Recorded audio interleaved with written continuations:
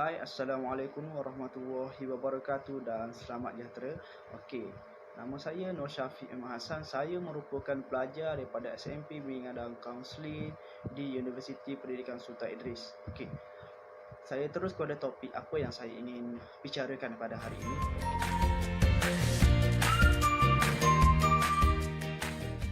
Kanak-kanak perlu berada di rumah sepanjang tempoh PKP yang telah ditetapkan oleh kerajaan.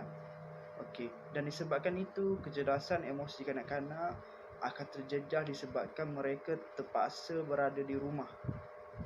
Dan kadang-kadang isu ini ibu bapa sering mengambil ringan terhadap emosi kanak-kanak yang kita tahu boleh menjejaskan psikologi kanak-kanak tersebut.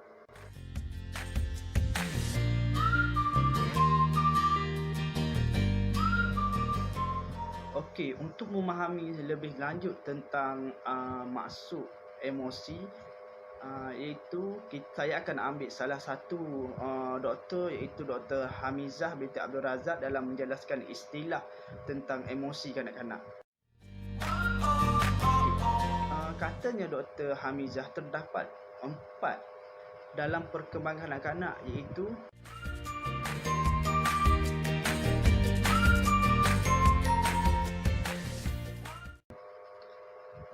apa yang saya nak terangkan tentang hari ini tentang perkembangan emosi kanak-kanak terjejas sepanjang PKP. So saya akan ambil part bahagian sosial dan emosi. Okey. Seperti yang kita tahu, sosial dan emosi adalah penyumbang kepada perkembangan psikologi kanak-kanak. Okey, elemen sosial ini adalah merangkumi perhubungan, pergaulan serta sosialisasi bersama orang lain. Okey, manakala elemen emosi pula adalah keupayaan meluahkan perasaan serta kesedaran tentang diri, harga diri serta konsep. Okey.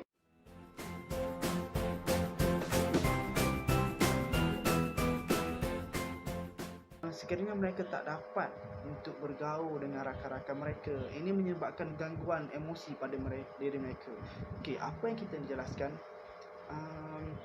gangguan ini akan terjadi terhadap perkembangan sosial emosi anak-anak dan mengundang kepada ketidakupayaan menguruskan tekanan, kebimbangan, stres, kecelaruan, kemurungan dan banyak lagi. Okey, sangat menyedihkan, terdapat banyak insiden-insiden yang berakhir kemusnahan hidup kanak-kanak.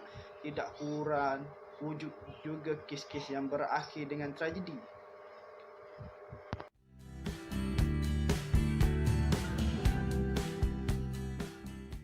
Okey, seperti yang saya jelaskan tadi, terdapat kes-kes yang melibatkan tragedi, yang melibatkan kecerdasan emosi kanak-kanak. Okey, saya ambil satu kes yang pernah terjadi di Malaysia. Okey, kes ini keluar daripada berita harian online yang saya dapat daripada berita online yang bertajuk gejala penyakit mental usia 10 tahun cuba membunuh diri. Okey, mengikut Dr. Robiah Hamzah,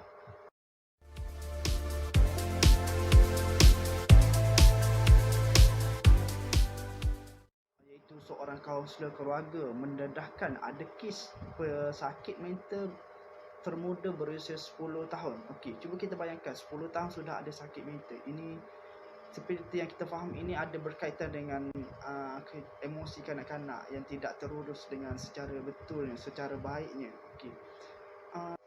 Mengikut Dr. Robiah lagi, untuk penjelasan kes ini, beliau mengatakan bahawa emosi kanak-kanak itu tidak dijaga menyebabkan dia rasa tidak diperlukan. Jadi hamba ibu bapa yang menyebabkan dia cuba untuk membunuh diri. Okey.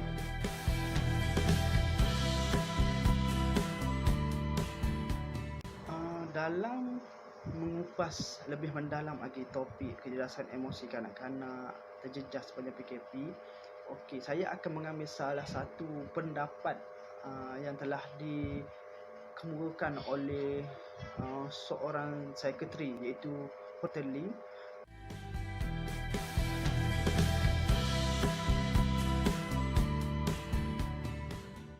Menurut Dr. Lim, adalah perkara biasa bila individu itu mengalami gangguan ketidakstabilan emosi atau kerisauan dan kebimbangan yang sederhana dalam kehidupan harian.